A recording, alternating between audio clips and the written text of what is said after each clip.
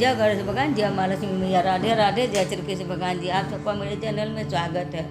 आप सबको देवशयनी एकादशी की हार्दिक शुभकामनाएं। नमो नारायण।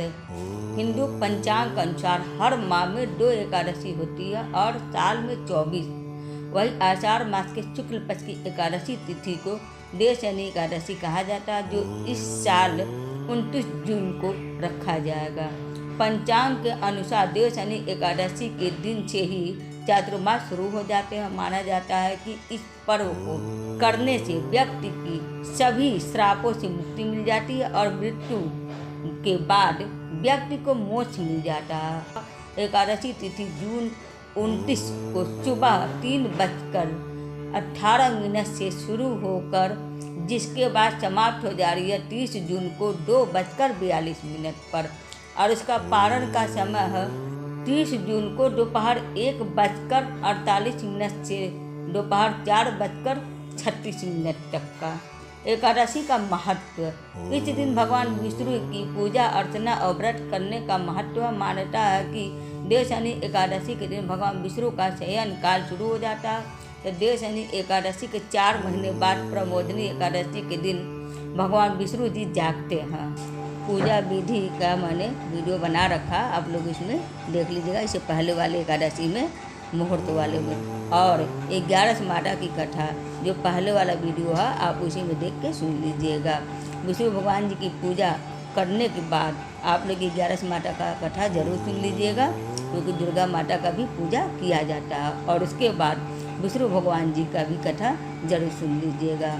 एक कथा के अनुसार एक बार श्री कृष्ण जी से युधिष्ठिर ने पूछा कि आषाढ़ के महीने में शुक्ल पक्ष एकादशी का महत्व क्या है। तब श्री कृष्ण जी ने बताया कि इस एकादशी को देवशयनी एकादशी कहा जाता है। एक बार नारद मुनि ने ब्रह्मा जी से इसके महत्व और विधि के बारे में पूछा, तो उन्होंने इसके संबंधित व्रत कथा सुनाई। ब्रह्मा जी ने कहा कि इस एकादशी के पद्मा एकादशी भी कहा जाता है। जो भी इस व्रत की कथा को पढ़ता है और सुनता और व्रत रखता है, उससे भगवान विष्णु जी प्रसन्न होते हैं। कथा के अनुसार एक बार सूर्यवंश में एक महान प्रतापी राजा मानधाता राज्य करते थे। वे अपनी प्रजा का पूरा ध्यान रखते थे, धन धान से भरपूर, और उनके राज्य में कभी भी कोई अकाल नहीं पड़ता था। लेकिन एक बार लगातार 3 वर्षों तक बारिश नहीं हुई और भयंकर अकाल पड़ गया। अकाल पड़ने के कारण प्रजा को काफ़ी परेशानियों का सामना करना पड़ गया।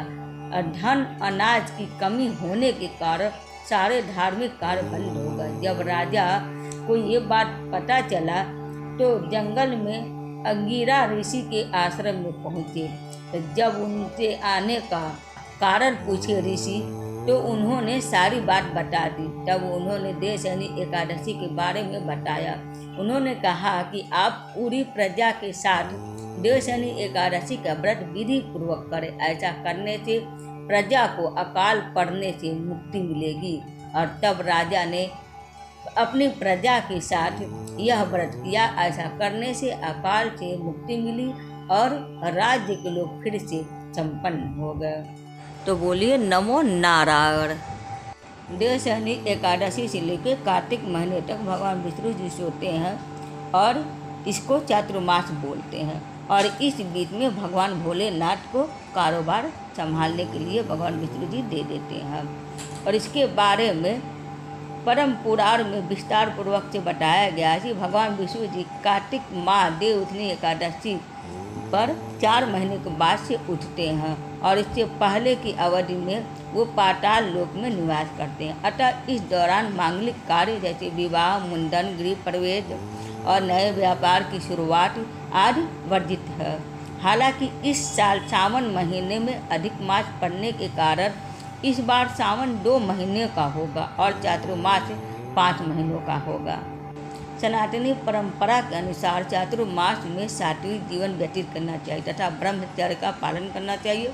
साधु संत चातुर्मास में यात्रा नहीं करते, बल्कि एक ही जगह रहकर भगवान की भक्ति में लीन रहते हैं। चातुर्मास में शिव जी, विष्णु जी, गणपति जी और देव दुर्गा जी की उपासना श्रेष्ठ मानी गई है। धार्मिक मान्यता है कि जो लोग देव शयनी एकादशी का व्रत करते हैं उसे नरक नहीं जाना पड़ता है, वह यमलोक की यातनाओं से मुक्त होकर वैकुंठ धाम को प्राप्त होते हैं। ब्रह्मार्थ पुराण के अनुसार भक्ति एवं श्रद्धा से इस व्रत को करने से सभी मनोकामनाएं पूर्ण होते हैं। एकादशी का उपाय। एकादशी के दिन आंवले के रस से श्री हरि का अभिषेक करने पर जीवन में आ रही आर्थिक समस्याओं से मुक्ति मिलती है। आंवला विष्णु जी का प्रतीक माना जाता है। साथ ही महालक्ष्मी जी की विशेष पूजा करें, भगवान के लिए व्रत रखें और विष्णु स्तोत्र का पाठ करें। ओम नमो भगवते वासुदेवाय मंत्र का जाप करें और ज़रूरतमंद लोगों की यथासंभव दान दें। भगवान विष्णु जी के पूजा में या व्रत में तुलसी जी का बहुत ज़्यादा महत्व होता है। इससे पहले की वीडियो में मैंने बताया था, भोग में भी ज़रूर रख लीजिएगा तुलसी जी का, और पूजा में भी भगवान जी को जरूर चढ़ा दीजिएगा। पीपल का पेड़ का भी पूजा कर लीजिएगा। और एकादशी और द्वादशी के दिन सोया नहीं जाता, एकादशी के दिन और रात नहीं सोया जाता, द्वादशी के दिन भर नहीं सोया जाता। आशा करती हूँ कि आप सबको मेरा वीडियो पसंद आया होगा। हरे कृष्ण, हर हर महादेव। लाइक और सब्सक्राइब करना ना भूलिएगा। नमो नारायण।